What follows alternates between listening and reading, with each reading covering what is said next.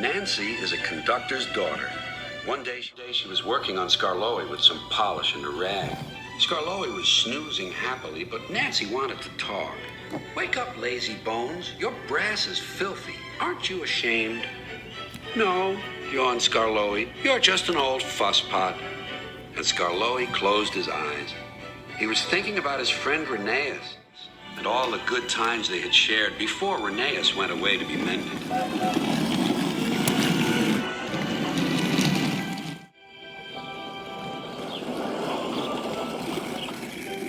Nancy interrupted again. "Don't you want to look nice when Rheneas comes home?" Scarloey wasn't sleepy anymore. "What? When?" "Soon. Daddy told me. I'm going now," she said.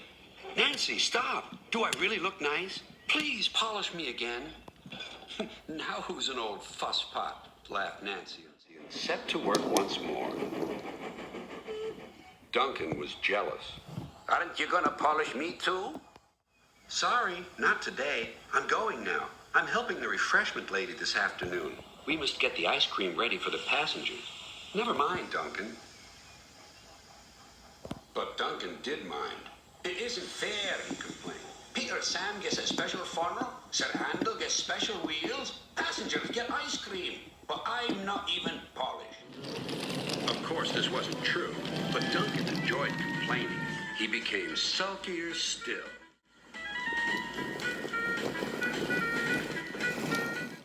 That afternoon, there was bad news from up the line. "One of Scarloey's coaches has come off the rails," called Duncan's driver. "We'll have to take workmen there right away." "All this extra work," grumbled Duncan. "It wears an engine out." "Rubbish. Come on."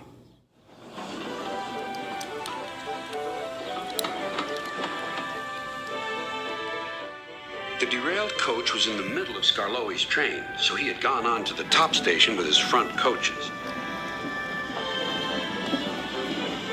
Duncan shunted the works train into the sidings and left the workmen to sort out the mess.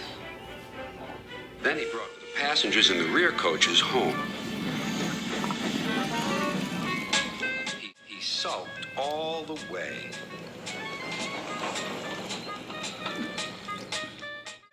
"I get no rest, I get no rest," he muttered. Duncan made the journey very difficult.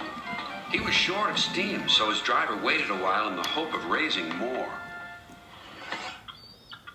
But Duncan wouldn't try. "We'll keep our passengers waiting," said his driver. Duncan was cross. "You always think about the passengers and never about me."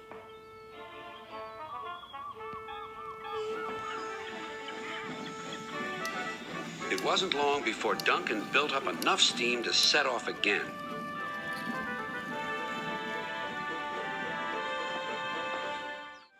But he was still very grumpy and cross.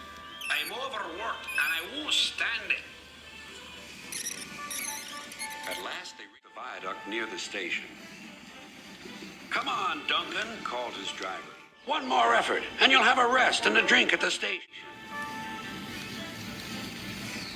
Then Duncan was very rude. "Keep your old station. I'm staying here." And he did, too. Scarloey had to haul Duncan and his train all the way to the platform.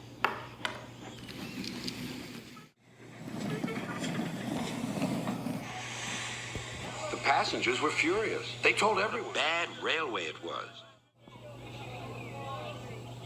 That night, Sir Topham Hatt spoke to Duncan.